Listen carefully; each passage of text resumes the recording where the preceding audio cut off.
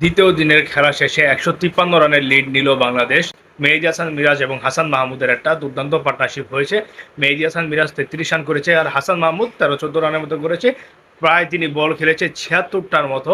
তো হাসান মাহমুদকে এখানে ক্রেডিট দিতেই হবে, এতক্ষণ এই অস্ট্রেলিয়ার এই আগুনে বোলিং লাইন আপের এগেনস্টে হাসান মাহমুদ যে এতক্ষণ টিকে আছে এটাই হচ্ছে অনেক। আর আমরা যে লিডটা ধরছিলাম ১৫০ রান, এটা বাংলাদেশ অলরেডি পূরণ করে ফেলেছে দ্বিতীয় দিনে। এখন ৩ নাম্বার দিনে আমাদের টার্গেট থাকবে এটাকে যেন যে কোনো মূল্যে ২০০ রানে নেওয়া যায়, কারণ তাইজুল, তাসকিন, ইবাদত আছে ব্যাটিংয়ে, তারা ব্যাটিং করতে পারবে। আপনারা তাইজুল এবং তাসকিনের থেকে আপনারা ভালো ব্যাটিংয়ের আপনার প্রত্যাশা রাখতেই পারেন। ২০-৩০ রান তারা দুজন করতেই পারে। তো আপনারা যদি এরকম আপনারা আশা রাখেন, যদি বাংলাদেশ ২০০ রানের লিডে চলে যেতে পারে, তাহলে অস্ট্রেলিয়ার জন্য কিন্তু এই সিরিজটা জেতা প্রায় কঠিন হয়ে উঠতে পারে এবং কালকের দিনে কিন্তু পিচটা স্লো হতে পারে। স্পিনাররা কিন্তু সাহায্য পেতে পারে, কারণ আপনার ৩ নাম্বার দিনে আপনার সিরিজ চলে এসেছে। আপনার ৩ নাম্বার দিনে যদি বাংলাদেশ যদি আপনার ২০০ রানের মতো করতে পারে, আবার শুরুতে যদি আপনার আবার দেখা যায় স্পিনাররা যদি টার্ন পায়, তখন বাংলাদেশের ব্যাটসম্যানদের জন্য যেমন কঠিন হবে, অস্ট্রেলিয়া যখন ব্যাটিং করবে তখন বাংলাদেশের জন্য কিন্তু ভালো একটা অ্যাডভান্টেজ থাকবে।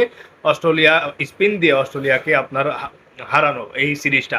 তো ২০০ রান যদি নিতে পারে তাহলে অবভিয়াসলি বাংলাদেশ আপনার আপার হ্যান্ডে থাকবে, বাংলাদেশ ম্যাচ জেতার জন্য, ম্যাচ জয়ের জন্য ফেভারিট থাকবে যদি বাংলাদেশ ২০০ রানের লিডটা নিতে পারে। তো আপনারা কি মনে করছেন, মেহেদী হাসান মিরাজই কি ২০০ রানের লিডটা নিয়ে দিবে কিনা? আপনারা আপনাদের মন্তব্য মতামত কমেন্ট বক্সে জানিয়ে দিতে পারেন। ভালো থাকবেন, সুস্থ থাকবেন, ধন্যবাদ সবাইকে।